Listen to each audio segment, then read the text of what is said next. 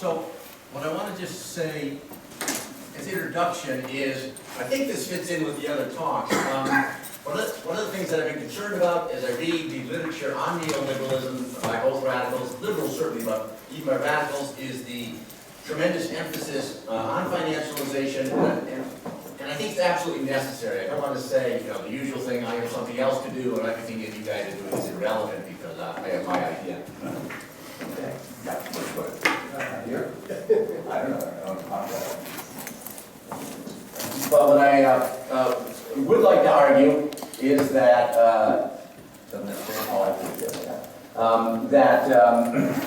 in the discussion on neoliberalism, the financialization has to be looked at extremely carefully. Neoliberalism wouldn't work without the financialization, as I would discuss. But that's not what neoliberalism is about. Neoliberalism, as I think most people in this room would agree, is an attack on the working class, an attack on labor, a more aggressive form of capitalism intended to push down the value of labor power. So that's sort of the frame that this the talk is about, coming from. So let me just go from there. The paper is co-authored with Erdan Bakir. So it fits into what John asked at the beginning. It fits in with the rest of the papers into this book project by emphasizing this particular aspect that as we analyze neoliberalism, we keep in mind that at the heart of it, it's an attack on, it's an intensified attack, it's always an attack, an intensified attack on the working class. Takeaway message in 3.5 points. The first thing, the essence of neoliberalism is that it's an increasingly aggressive attack by capital on labor. The idea is to drive down the value of labor power. There's a secondary goal that I'll mention quickly. The half point is that the argument of excessive financialization, in and of itself, is certainly the argument of the liberals. Krugman, Stiglitz, if they just finance hadn't been allowed to get out of control, we wouldn't have gotten into the crisis that we got into. Second point is that while I want to stress the importance of continuously trying to think of how the structure of neoliberalism serves its central purpose of driving down the value of labor power, the other side of the coin is financialization is absolutely central to neoliberalism. We have to study it, we have to study it in detail. We can't just wave our hands and just say, oh, that is just an attack on the working class. Financialization is an essential aspect of the neoliberalism, the particular neoliberalism, particularly in the United States, that actually evolved. And much of the discussion here, I think, is very interesting, and I'll want to follow up on, and other people want to follow up on, because obviously the specifics of financialization is different in Europe, and it is different in the third world. And so how does that fit into neoliberalism in those places? But certainly in the United States, it was absolutely essential to the details of how it unfolded, and that set the stage for the implosion of 2008. And the third thing I'll just mention is that the discussion of the nature of neoliberalism as an attack on labor is organized here around issues that are central to the historically unprecedented level of discontent by working people in America. And I'm just going to mention 5 of those things very quickly, but this is very, very important. There's huge shifts in the background politics. There's no organizations, no movements even to reflect this, but the attitudes of Americans toward America have changed fundamentally in the last 20 years. Decades of stagnant wages is one thing which pisses people off to a great extent. Growing inequality. People in America are very upset by the political disenfranchisement in favor of the open control of the political process by capital and the very rich. People throw out that if the Democrats are able to maintain the Senate this year, it's because of the extreme dislike that the population has for the open intervention of the Koch brothers. The amount of money that they're throwing into is extremely unpopular. Markedly increased dissatisfaction with working conditions at the job. It's just Americans hate their jobs much, much more than they did 20 and 30 years ago, and the ballooning debt problems. These are 5 of the things that working people in the United States are centrally concerned with. I want to mention these things very quickly. Again, a little bit off topic, but just to indicate the depth of the change which has occurred in America. These are polls by reputable groups, none of these left polling groups, Pew Charitable Fund and the Rasmussen Fund, and even USA Today. Half the people in the U.S. no longer think it's possible for just about anyone in America to work hard and get ahead. Only a quarter of the people think they can. A quarter of the people don't know. Half of today's children, I get children, I mean people in their 20s. Half the people today, half the people polled, that's over the entire population, think that people in their 20s will not be as well off materially as their parents. Only a quarter think that they will do as well as their parents, and a quarter don't know. And I mean, this is really the end of the American dream. This is not the total end. I mean, there's a spectrum. Obviously, there's a lot of people who still believe in the American dream. But this is it's hugely different than it was 20 years ago, and it's hugely different than it was 30 years ago. This loss of confidence by Americans in America. And the third thing is kind of interesting. Half the people thought that capitalism was a better system than socialism. It was a poll in 2010. A fifth of the people thought that socialism was better than capitalism. And as David mentioned, among the young people, that gets up to about 40% of the young people think that socialism is a better system than capitalism. And so, you know, you have to be careful. We know about polls, we know about the words, we know that when they say socialism, they actually think more of Sweden and social democracy than moving beyond the mode of production of capitalism. But it's a huge change in America, and it's something that we can build on to call it a social transformation. Okay, what the paper does, a general thing, it discusses the nature of neoliberalism as it existed in the U.S. just prior to the explosion of the decades-long suppressed contradictions that it had in 2008. So it's talking about exactly what neoliberalism looked like when it imploded. In the general thing, it carries out that discussion from the point of view of the essence of neoliberalism. Again, an attack on labor, the point I made before. And this is the point again, in general, because the intent is not only to analyze neoliberalism, but also to transcend it, to move beyond it. We used to say overthrow it, but now that we're getting more conservative, we don't like to say that, so we talk about transcending it and moving beyond it.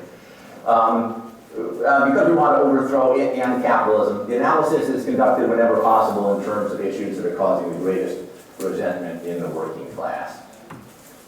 Okay, what the paper does more specifically, it starts from the position that there's an ever-growing small number of good books, liberal and radical, out there, a number of them written by people in this room, and that describe very richly the surface process that was unfolding of the 2008 meltdown.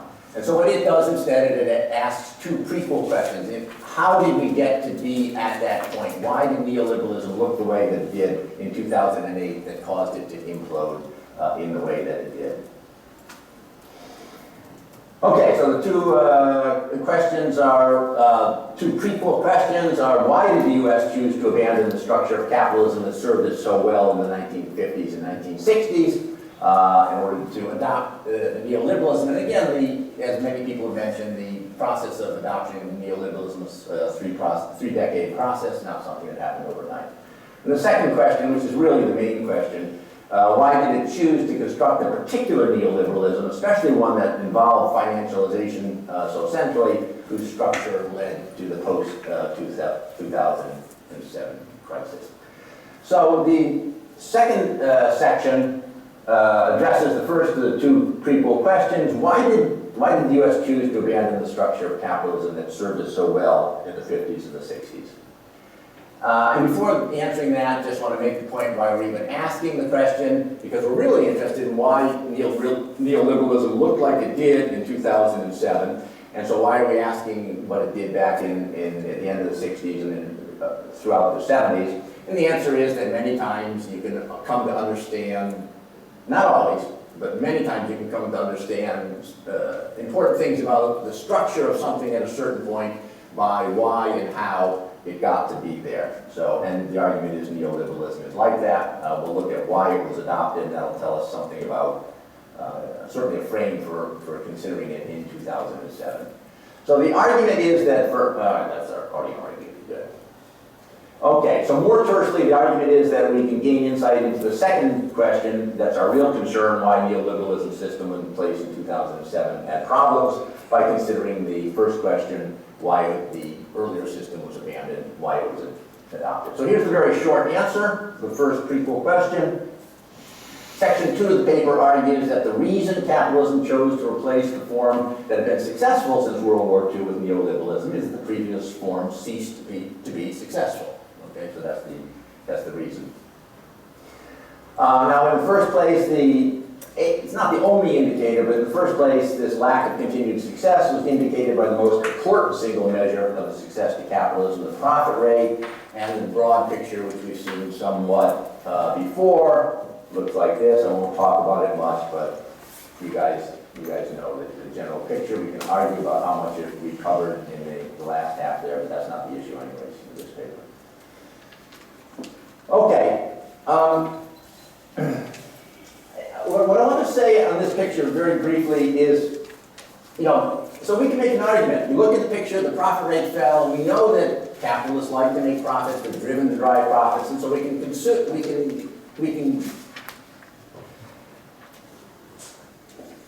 deduce from that they would have taken steps to recover the profit rate. But we don't actually have to do that. We can actually just go back to the historical record. And there's just huge amount of documentation. I mean, you can go back to the business press at the end of the 60s and all throughout the 70s. You can go back to statements made by all sorts of political people, by the interest groups of the business, of the capitalist class, and they all say that. Wages were too high. They had to be driven down. And then they talked about what they were going to do to do that. Just briefly, this is indications of things. Well, first of all, just a little anecdote. That point is really, really high. In 1966, the chairman of the Commission of Economic Advisors, Committee of Economic Advisors to the President, Gardner Ackley, came out with this public statement saying that the business should consider whether higher profits would be bad for capitalism. That's pretty interesting from the chairman of the Council of the Economic Advisors to the President. Okay, well, evidence from the historical record. In 1969, they formed the Council for the Users of the Construction Users Anti-Inflation Roundtable. Okay. Al, can I just ask you, when you turn your head to the left, yes, it's really boomy, the microphone. Okay, so keep facing us rather than turn that way. Got you. Okay. So thank you. So in 1969, they formed the Construction Users Anti-Inflation Roundtable specifically, and with an open agenda of driving down the wages. As people may remember, that was the time of wage and price fixes under the Nixon thing, the 4 phases. Some of them were mandatory, some of them weren't, some of them were. They specifically petitioned the government over and over again to hold down wages.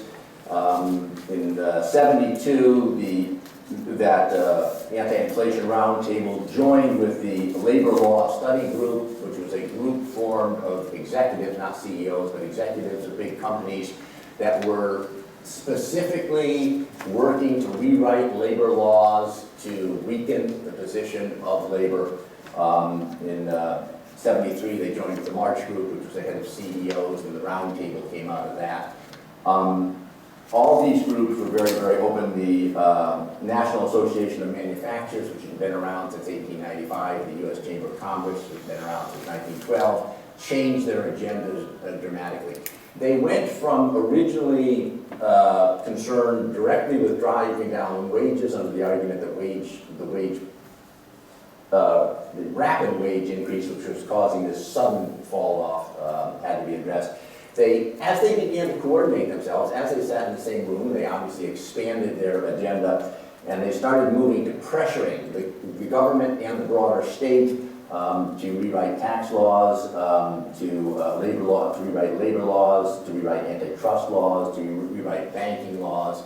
So they began to pressure the government, and then finally they moved by the mid-1970s to open plan to coordinate their efforts to capture the government, to elect the people that they wanted to the government, not just put pressure on the people that were in the government. Anyways, that's all I'll say. What I wanted to say is we don't have to conclude from this picture that they had a plan to restore their profit rate. It's written there, and there's books and books about what happened in the 70s indicating that they openly had that agenda. Okay, the secondary reason, besides the profit rate, I'll just say this quickly, the secondary reason has to be considered. Secondary reason was that neoliberalism was the desire of the very rich to restore their income and wealth share to increase inequality back to other levels. In particular, I'm not going to talk much about this, but if you don't throw this in as a secondary reason, you can't explain why CEOs were allowed to have extremely high salaries. Because extremely high salaries by CEOs cuts into the profit rate. And incidentally, in the 90s, I actually sat in business classes, and as the shareholder value model came into existence, the business classes actually argued that CEOs back in the 90s were getting too high salaries for the interests of the shareholders and stuff like that. So that's just a small point. Books, you know the picture on the income distribution. There was a restoration of the wealth of the very rich, but I'm not. That's definitely a secondary driving force. So that's the picture. That's the first question. Why was the previous model abandoned? Why was neoliberalism adopted? Fundamentally, to restore the rate of profit, to drive down the profit rate, the wage rate, the value of labor power. So section 3 then turns to the main point of the paper, considering key aspects of the neoliberal model that in place that went into crisis in 2007. As discussed, the issues are considered generally central issues of the discontent of the U.S. working class, and they're presented from the point of view of their role in the central reason for the neoliberal model to intensify the attack by capital against labor, in the first instance to improve the rate of profit. So section 3 considers and discusses the following 4 aspects of neoliberalism as an attack on labor, and even the paper does it somewhat briefly, and I'll be even more brief here today. For reasons of time. The first thing is the direct point of production attack, holding wage gains down to labor costs. We did see this picture already. It's an index here, and it starts off in 1947, I think you can see, and it goes up till about 82. And then I re-indexed it back to 1 again, just so you can see the different behavior. But you can see the heavy dotted line is the real compensation of the non-supervisory workers, and the thick line, the dotted line up top is the real productivity. The thick line up top, we won't go into it at all, is actually the hourly real total compensation. And so that actually, the difference between that compensation and the compensation of the supervisory workers is the compensation of those people at the top. That issue we talked about, the inflating salaries of the actual salaries of the people at the top salary, and it makes a huge difference in the data, whether they're included or not, which was already pointed out before. But anyways, you see the totally different behavior that's indicative of this fundamental success that they've had since really since 1972, or since 1979 if you include benefits, in holding down real wage gains, while productivity continued to grow roughly at its historical average. Okay, the second point, actually I want to go to the third point and make that the second point because it's a little bit total closure. Second point is, and this one is certainly discussed as part of neoliberalism, but not enough. And again, from the point of view of the attack on the working class, it's a really big change that they shifted over to this shareholder value model. Okay? If you go back and read the textbooks from the 1950s that were used in places like Harvard Business School and stuff like that, they all talked about you had a responsibility to 4 groups. You had to your shareholders, to the workers, to the consumers and to the public in general, or people out there beyond you. And that was all abandoned, and you have only responsibility to the shareholders. But the point is, and as we all know, that allowed them to sharpen the rapidity with which they would fire people during downturns, so that the attack on the wages, which already showed up in the previous thing, but also the attack on the working conditions of people that did hold jobs, all those things were very closely tied to the shareholder value model. And we'll actually come back to that a little bit under the finance aspect before. But again, that change in governance of the productive corporation in America was extremely important to what neoliberalism was all about, and for neoliberalism to be able to carry out its central goal of driving down the value of labor power. The second point is one which I alluded to before. They had the goal of doing it, but they were quite successful over the first part of the 70s up until the beginning of the 80s, when they finally captured the government, the executive part of the. And again, it's not often discussed enough as what neoliberalism was all about. It's not just an attack on the working class at the point of production, it's the whole system. And so they changed the relationship between the capitalist class and the state. Clearly it was always a capitalist state, it always served the interest of the capitalist state, but it did it in a much different way, a much more aggressive way toward the working class. Just a couple of real quick, again, indications. The courts changed radically from 68 up to 92. They put in conservative judges for the entire, that's 25 years, quarter of a century, a generation. They changed, with the exception of the 4 Carter years, they changed the nature of the court system, shifted it very, very far to the right. They changed the heads of the regulating industries. That was very, very important. They began, particularly under Reagan, though some of them did before, they took people that used to be lawyers and representatives of the people that were being regulated and brought them in as the head of the regulation industries.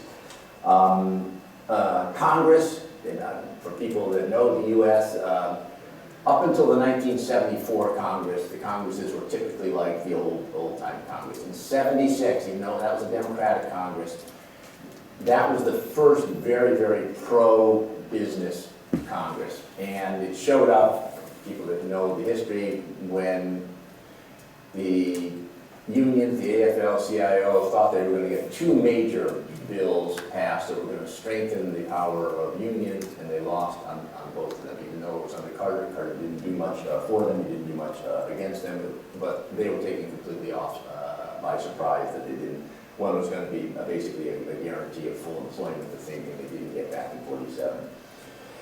Okay, so they captured Congress by 76, and it stayed a pro-capitalist and more openly it's always pro-capitalist, but more openly, directly pro-capitalist body from then forward, whether it was Democratic or Republican run. And the last thing, of course, we all know is that the executive branch was captured by 1980, and that stayed pro-capitalist, whether it was under Clinton or Obama or whether it was under the Republicans.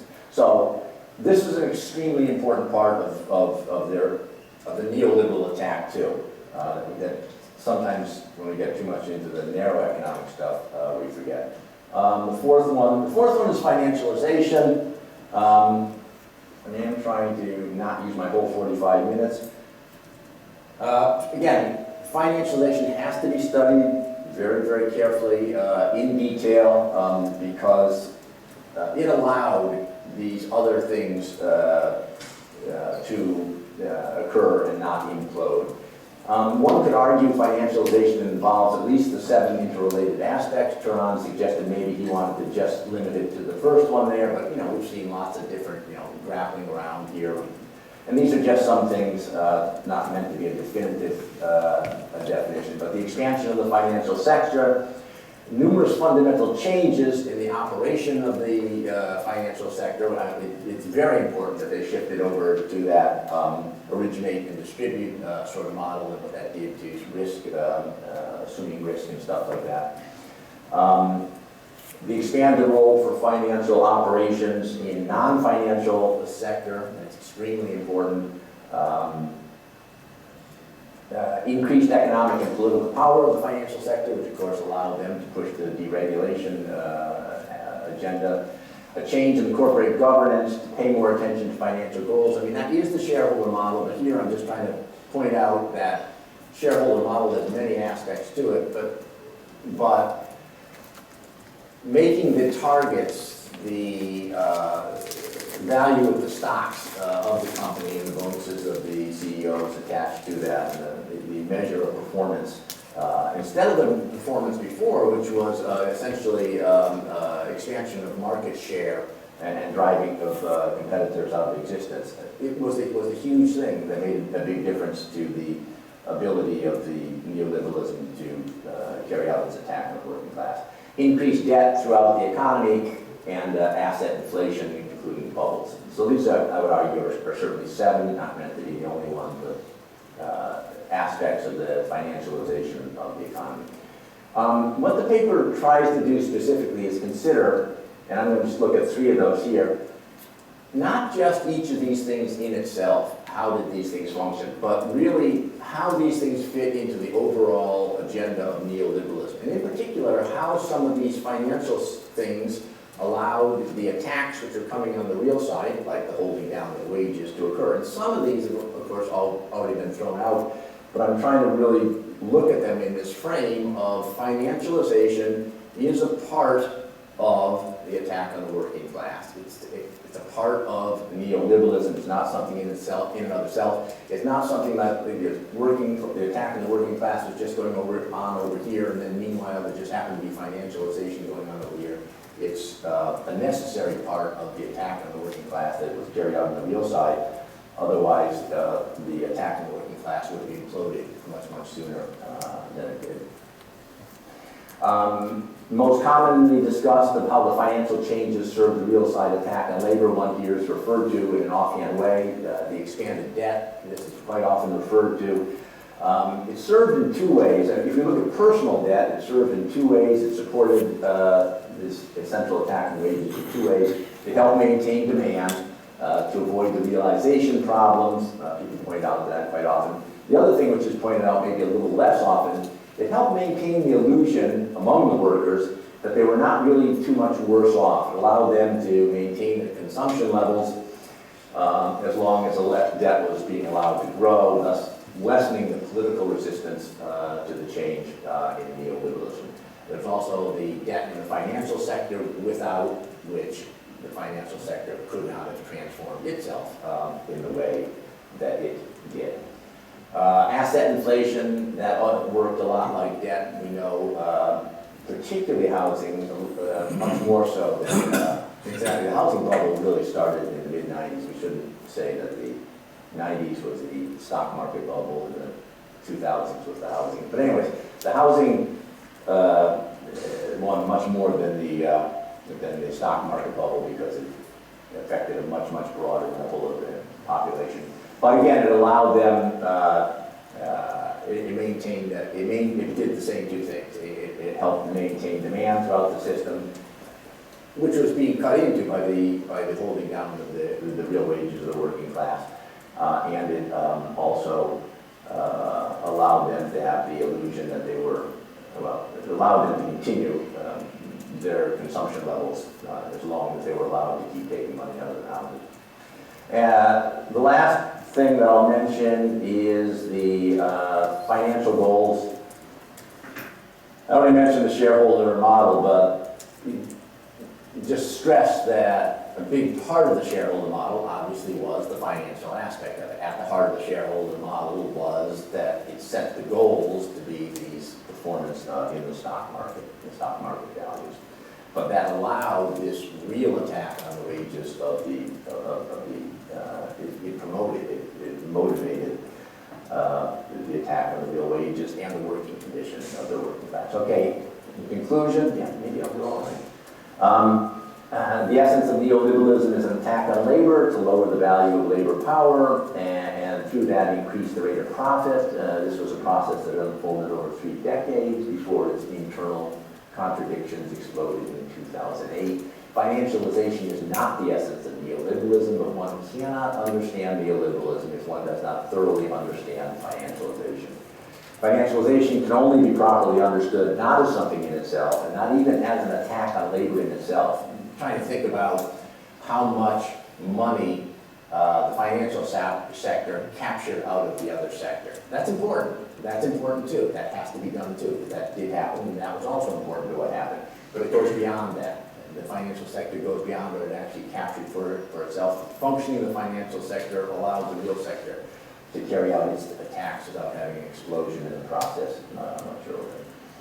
Integral and necessary part of the actual neoliberalism that developed historically without financialization, many other aspects of the attack on labor could not have occurred as they did. Finally, the discontent with the U.S. economic system is the highest today that's ever been, notwithstanding the absence of powerful organized movements to express that discontent, almost the absence of weak organized movements for that matter. The liberal agenda is, as always, to convince labor that the problems they're deeply discontented with can all be solved within capitalism by reforming it. The radical agenda is to explain how the problems they're deeply discontented with are consciously developed by capital. And the record is there that capital consciously developed this system. Not all at once, it didn't just jump out of the sky. They tried something, it didn't work, and they tried something else. But there's the written record of what they were trying to do. It was consciously developed by capital in pursuit of its central goal, and so the only way to really fix the problems is to move beyond capitalism. End of story.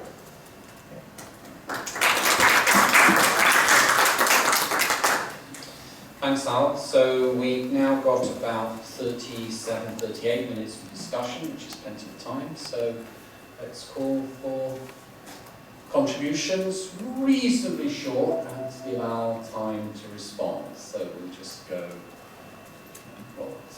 David. All right. David. David was the first. David. Then. Okay. David.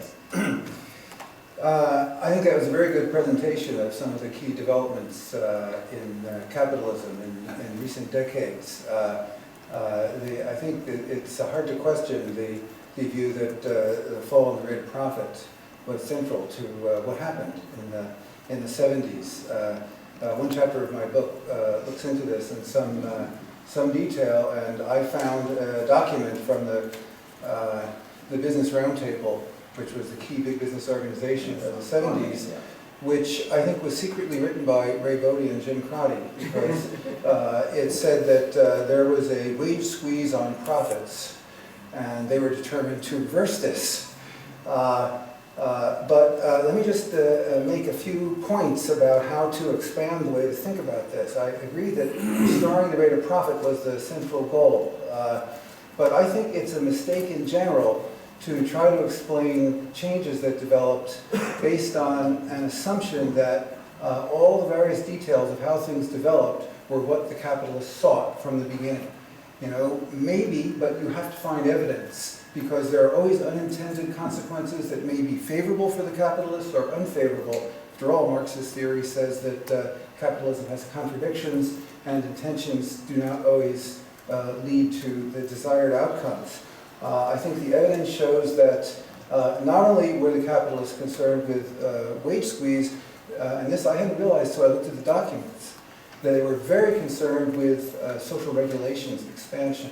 That is, the expansion of environmental, job safety, and consumer product safety regulation. Ralph Nader was public enemy number one to big capital in the 70s, and because that kind of regulation reached right into their everyday decision making, and they were determined to overthrow that.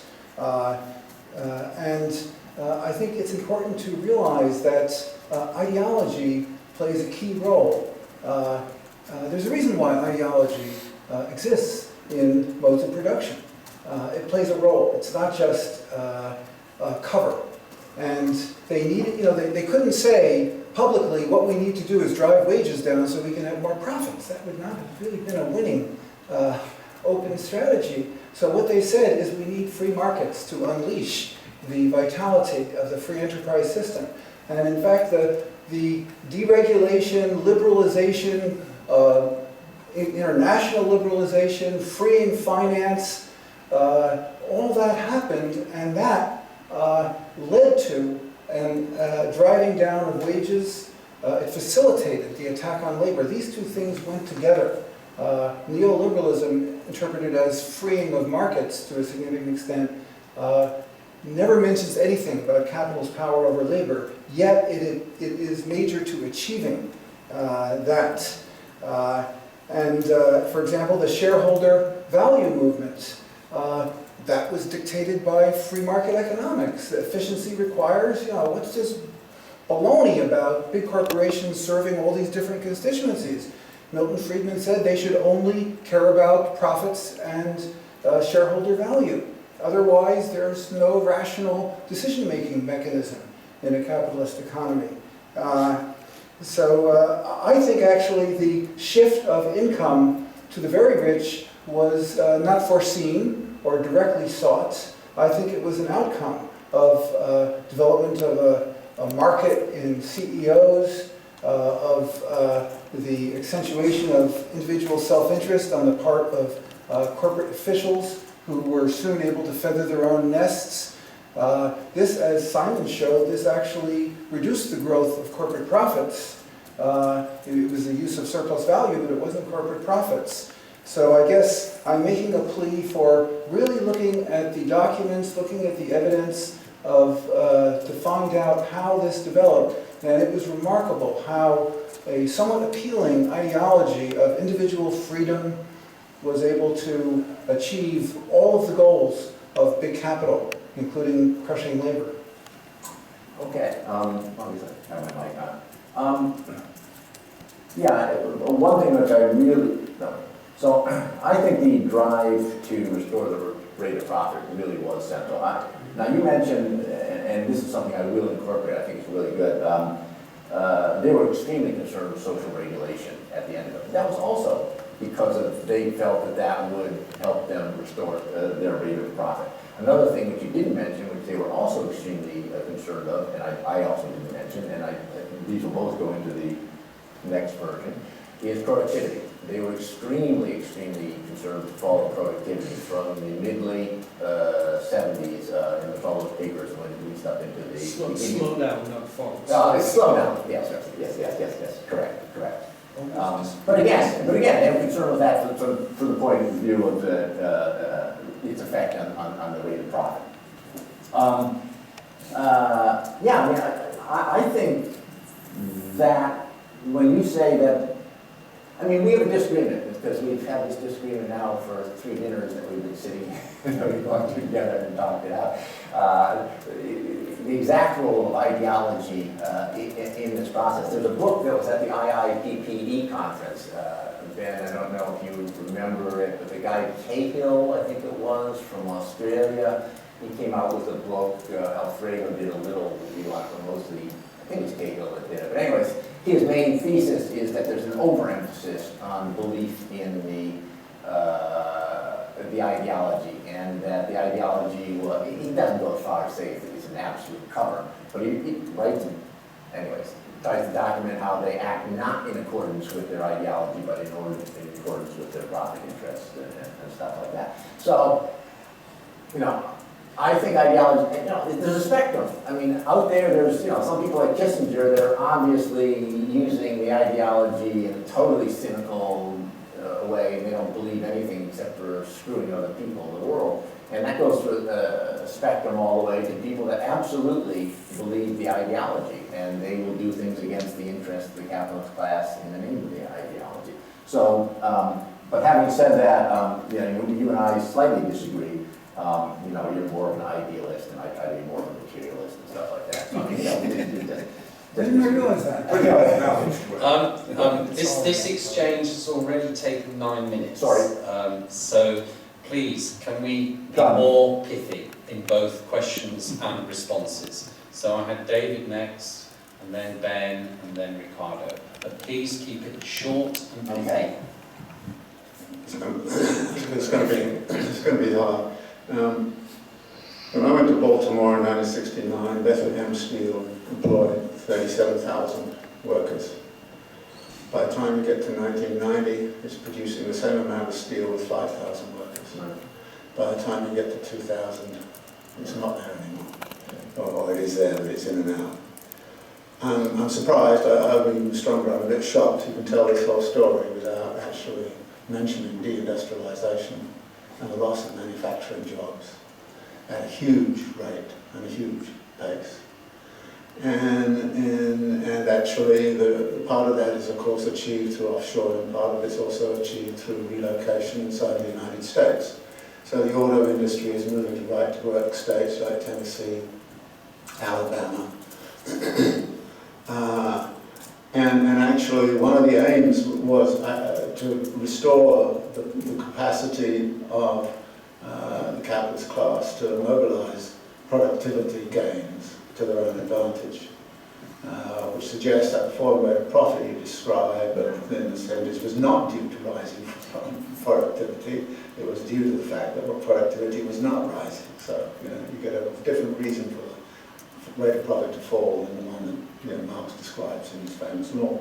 So you've got to talk about deindustrialization. You've got to talk about the loss of manufacturing jobs. So Baltimore moved from a blue-collar city in 1969 to being, by 2000, basically a white-collar city plus the territory of the wire.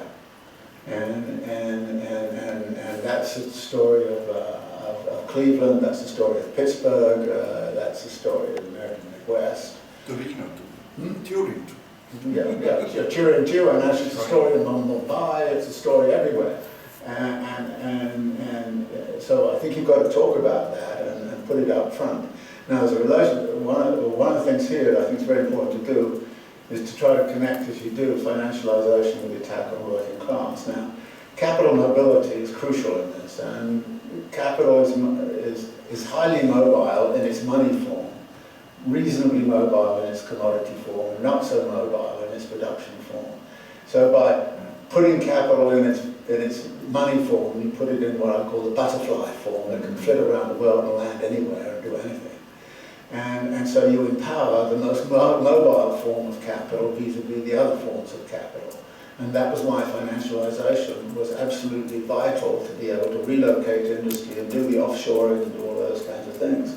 Because you couldn't actually manufacture your car engines in Brazil unless you had an adequate financial system and an adequate transport system, by the way, that would actually allow you to sort of decentralize a lot of production, and so the car manufacturers became assembly points rather than actually making anything. Because the bits were made in Mexico and Brazil and the Philippines and God knows where else. So you've got to tell this story, it seems to me, of the relocation, the global relocation of manufacturing jobs. And you've got to tell the story in terms of the deindustrialization of a large segment of the working class. And if you look at the impact in a city like Baltimore, Pittsburgh, and so on the working class. When I went to Baltimore, if you want to get anything done, you went and talked to the Steelworkers Union. By the time you get to 2000, the Steelworkers Union Hall had been converted into condominiums, and the steelworkers were no longer there as a political force in the city.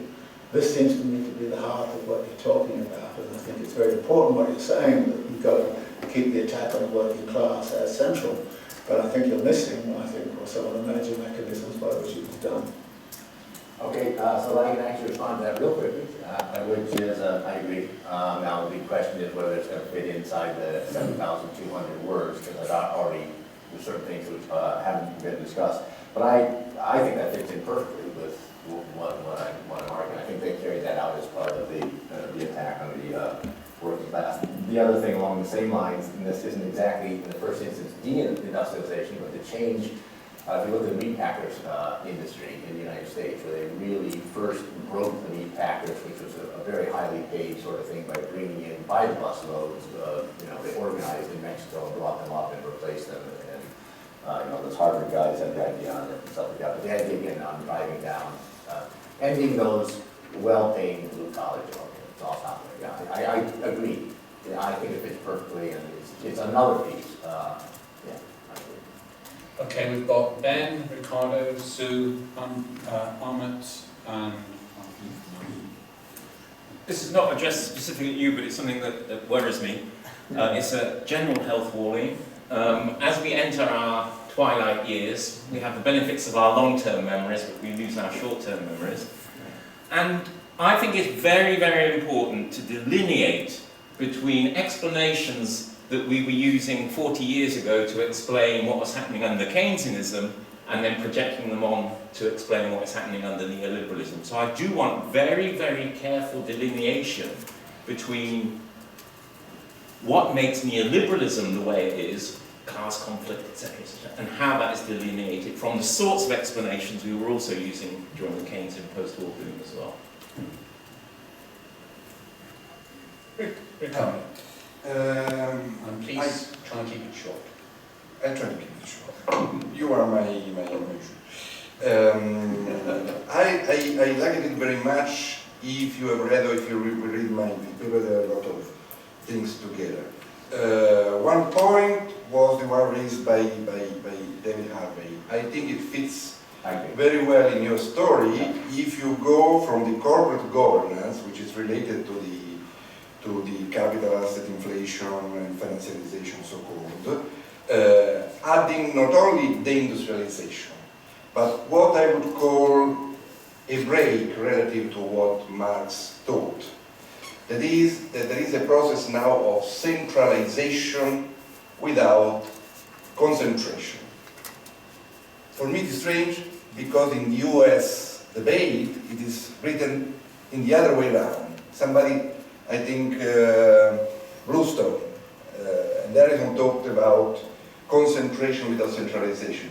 The idea is that capital centralized, but there is not anymore, let's say long-term, the tendency to bigger and bigger factories with a more homogeneous labor force, etc. So not a single capital that expands, but centralization. And this is related to a new form of firm, which is not the small or medium firm of the past, but it's not either the big firm internally with internal vertical integration.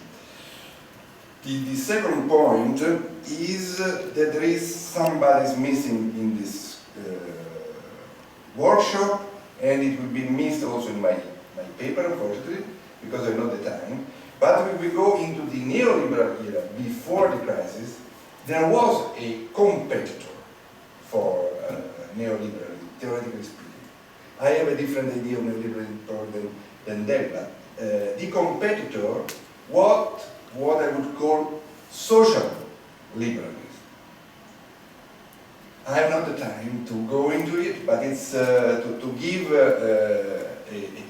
social liberalism was destroyed. The theoretical reference may be Stiglitz. Stiglitz, the theoretician, you know. What we have after is that social liberalism disappeared, the death of neoliberalism has been dead by the neoliberals, and we had the return of all Keynesianism. That is, Krugman is most clear. This is a big exception. So for 30 years, let us go back to the good old Keynesian thing. The social liberal tendencies were thinking, let us put it in this way, that the market economy creates wealth, but the market society is unbearable. So you have to treat workers not just as commodities. You have to create a welfare for the citizens, the basic income. Tony Negri, in a sense, is a radical social liberal. But the social liberals, I bend that. The social liberals were more against state deficits than neoliberals or neoliberals, and they have not really a great problem about monopoly. That's a strange kind of laissez-faire. Take Bush and Berlusconi are, for me, the neoliberals, and they were more in favor of state deficits, and certainly they were not against monopoly. Maybe I made an error before. Social liberals were against the monopoly, using a freer market against capital. I think that if we don't see this, we don't understand the theoretical debate and why the social liberals were wiped out, and there is no theoretical alternative. So I'll just say briefly on that, the approach that I have here, particularly given that it's a short paper, is to try to look at what happened. What you're suggesting is probably a book or two books to consider what might have happened, and I don't just mean in a theoretical sense, I mean there were political forces that were pushing for other things that might have happened and they didn't happen, and why they didn't happen. I give you one name, Clinton. Okay. Clinton is social liberal. Okay, and How so it fitted this is really an interesting thing, and I'll just give one example, which I think is extremely interesting. As you know, after they came out of that turmoil at the beginning of the 70s, the Trilateral Commission formed in the United States. And the Trilateral Commission had a very different idea. We were now going to be the first among equals instead of return to being a hegemon. That was a totally different idea. And they battled it out. That group, which had some big capitalist backing behind it, battled it out with the people that wanted to return us to hegemony, and they lost. And that is a huge, huge issue as to why they lost, how they lost, what was structural about losing, what was contingent, blah, blah, blah. I probably won't put that in this paper. Interesting. In terms of what happened, and your discontents that you listed, I don't know what the data is in the US, but one of the ways in which wages fell is by having more workers per household, which kept up. I'm sorry, more workers per household, okay, yep. which Yes, kept up yes. household incomes, and that was probably as significant as any of the other. In the US big time. And part of that was done by shifting some of the costs of the reproduction working class to the state. It happened less in the US than in other countries, and it happened less in the US because you had immigration to pick up some of those costs. But there was some, for example, the earned income tax credit was a way of boosting very low wages. And it seems to me that process is part of the discussion that you need to have as to how this happened. But when I said about the discontents, perhaps one question that might register that is something about the social fabric, or whether people have time in their lives. And my guess is that if you ask that question, or the breakup of the family, I don't know that some of those questions would also be part of what is seen as wrong with American capitalism now. Just real quickly on the two things, on the time issue and stuff like that, very good. I mean, that's something I'll have to think about, how you do it, I really like that. In the context of the United States, I would argue, and other people, it's really not my specialty area, those people might be able to say more on it than the US. I've always thought of the earned income tax credit. The way it was introduced in the US was to take apart the old welfare system.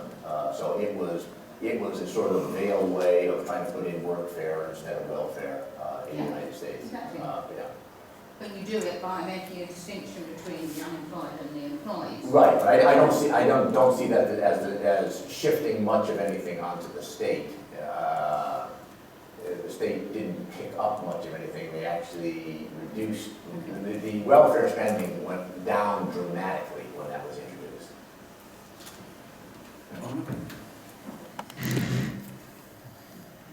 So, yeah. I mean, it's not directly to Al's presentation, though I enjoy very much the presentation. It's a general comment, and I just want to highlight what David Harvey said for the future research and focus.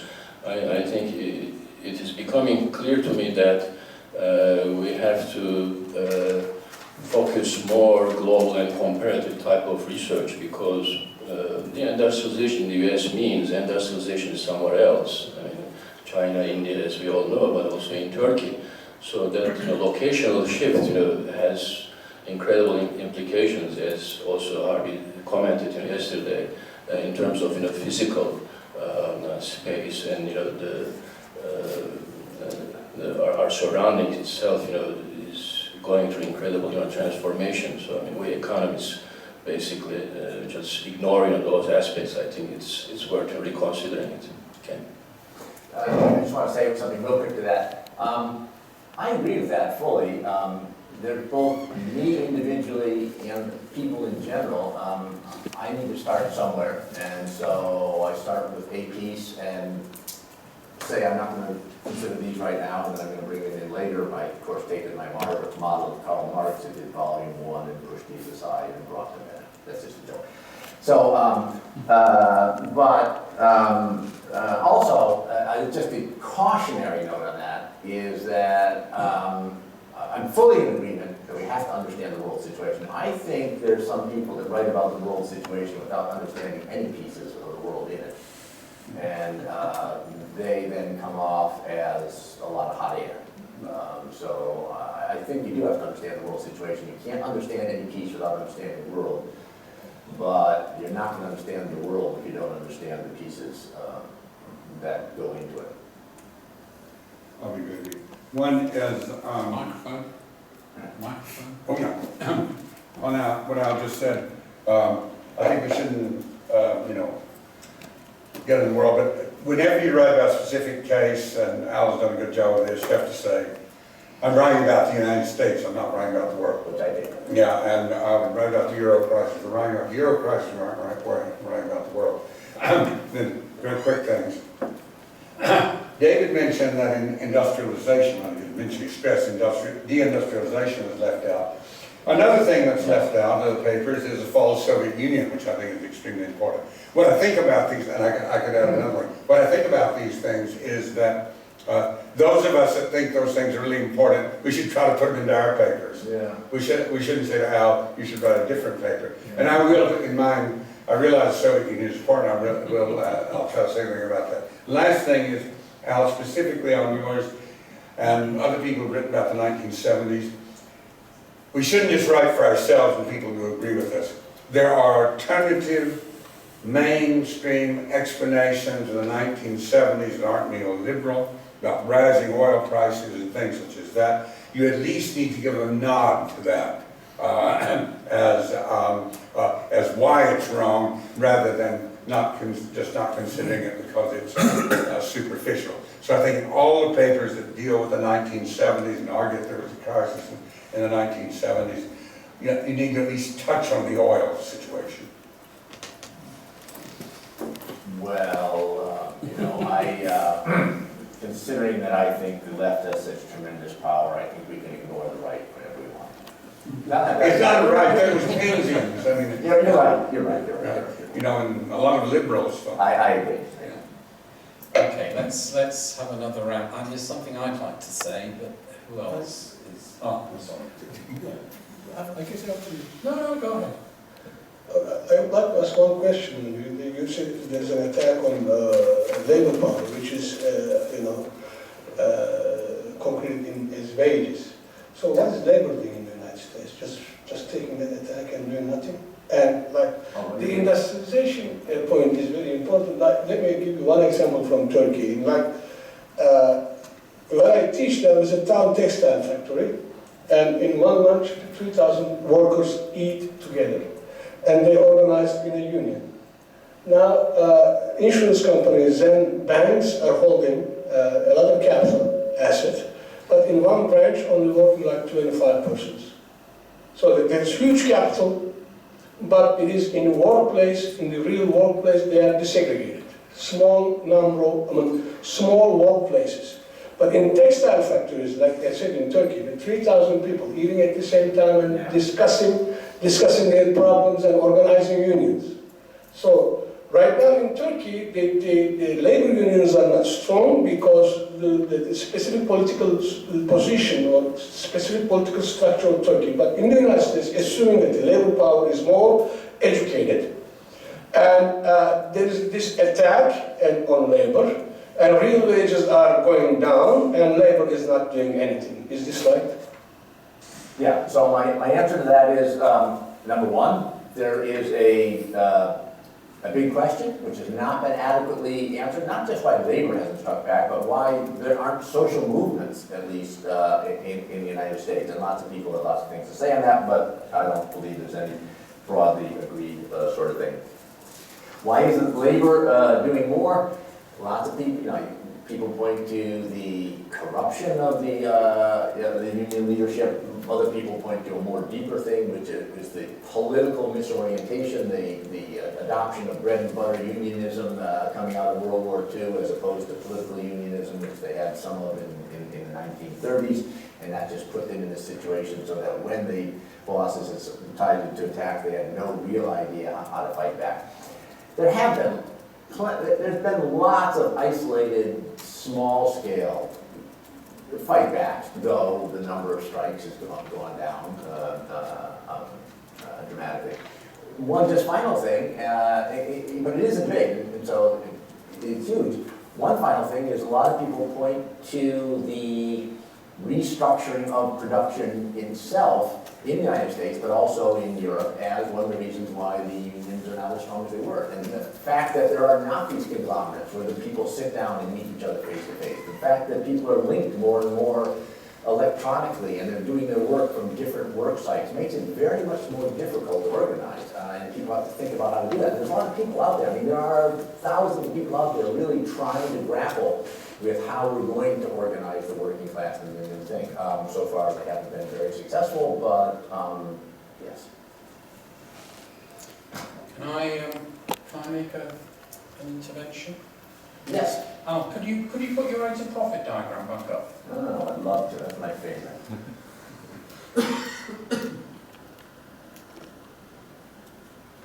Yes. Okay.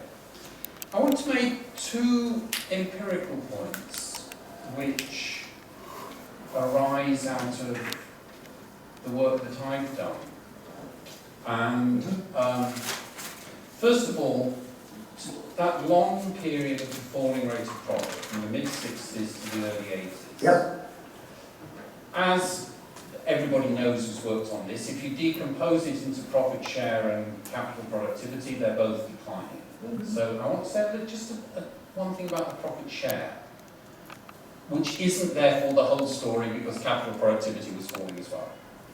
But if you look at the profit share, there was indeed a squeeze on profits through the 70s. The complicating factor, though, was that this squeeze was not coming from working class wages.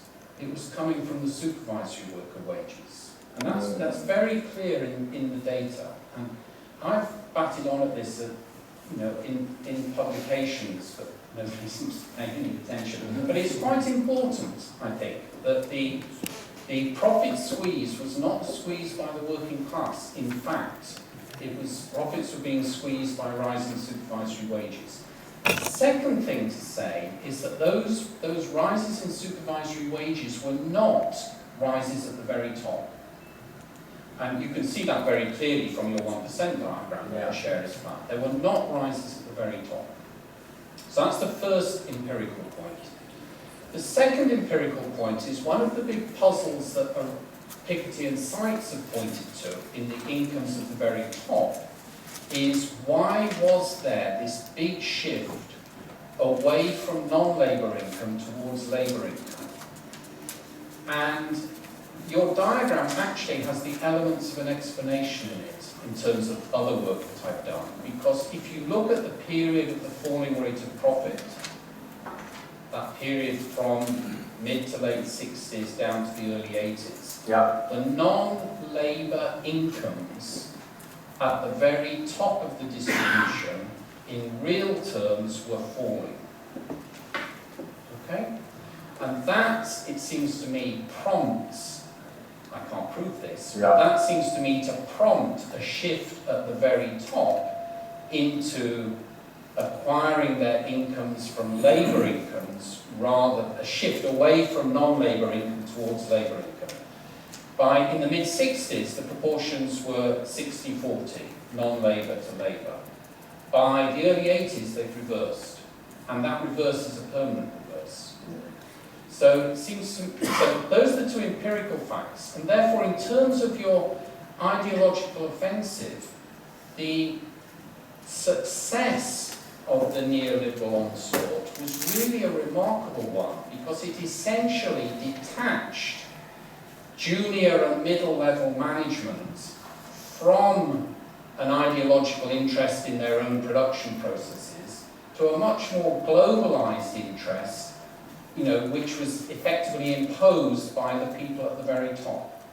And that means the class struggle that you're pointing to is more complicated because there are three, let's call them classes, groups, whatever you want. There's the working class, there's the lower and middle level management, who are numerically important in the US. They're sort of 14–15% of the workforce. And then there are the people at the very top, the super rich. And what the super rich did was somehow ideologically to detach lower and middle level management through the 1970s to their own interests. And it seems to me that's complementary to what you're saying, but it's more detailed and it requires more explanation. Yeah. But maybe not in this paper. Yeah, so just ask you real quick, Simon? I'm sorry, Anwar wants to make a point on that. closely related. Okay. Yeah, I mean, it's related, but on the other side. Can you say how you measure capital? What would you measure of capital and equity? Are these real? My measures. Or profit rate? How did you measure capital stock? Let me just think what we did on this paper here. My recollection, no, I think we did everything in monetary terms. That's the nominal picture. Yeah, the question is whether it's the current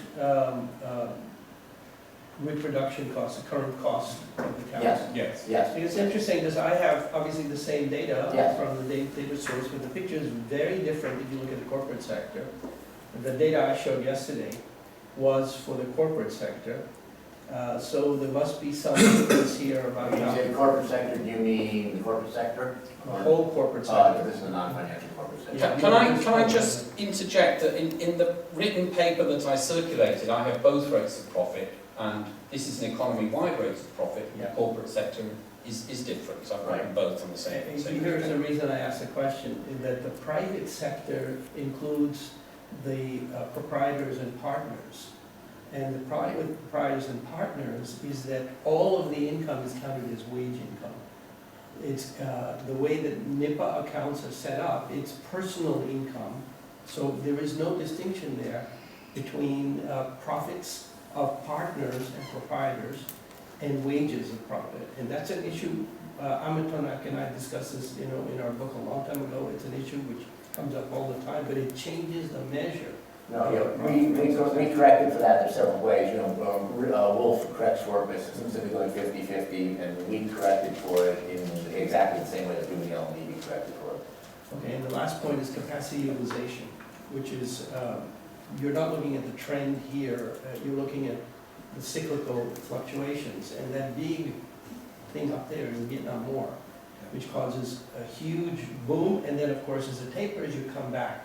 So one of the things about looking at trends is you have to be a little careful about the fact that you have to account for these big fluctuations in capacity utilization. Yeah. Okay, Al, you have 2 or 3 minutes to wrap up in any way you want. Oh, okay. I don't know if I have too much to say. And the only thing on that last thing is, one of the questions is what you're doing with the particular picture, and this picture is only intended to be exactly what the profit rate was, and there's no question it was a build-up because of the Vietnam War and the collapse because of that, et cetera, and that's. But the record shows that they became very concerned about the profit rate starting in the late 60s, and they wrote lots of documents saying stuff. Yeah, and the reason was